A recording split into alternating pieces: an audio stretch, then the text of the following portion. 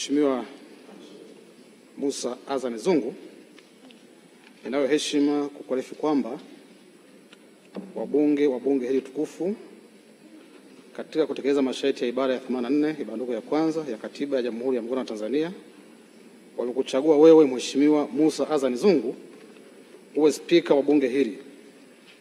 Kwa hiyo basi, kutokana na kuchaguliwa kwako, sasa nakuita wewe Mheshimiwa Musa Azan Zungu uwape viapo vinavyohusika. Karibu.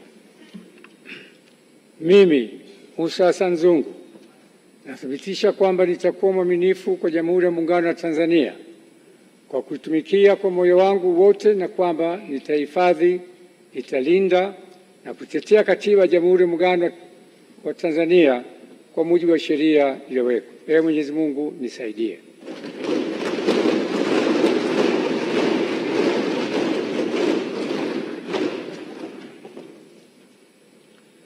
Mimi Musa Azan Zungu kwa heshima kubwa ninaahidi mbele ya bunge tukufu kwa nitakuwa mtiifu na mwaminifu kwa nchi yangu Tanzania, na kwamba ninaahidi kuilinda, kuitumikia na kuitetea Jamhuri ya Muungano wa Tanzania kwa nguvu zangu zote na moyo wangu wote. Ee Mwenyezi Mungu nisaidie.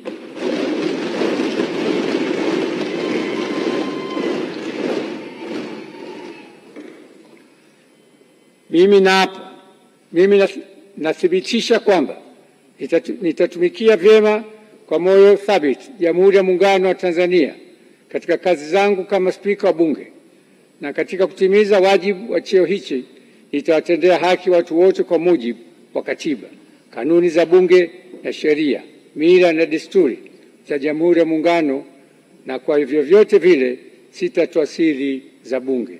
Ee Mwenyezi Mungu nisaidie.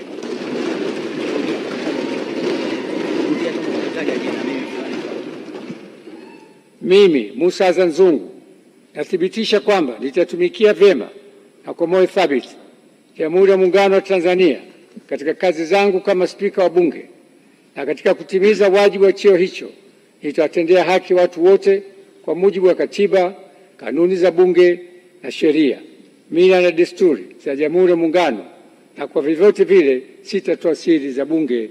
Ee Mwenyezi Mungu nisaidie.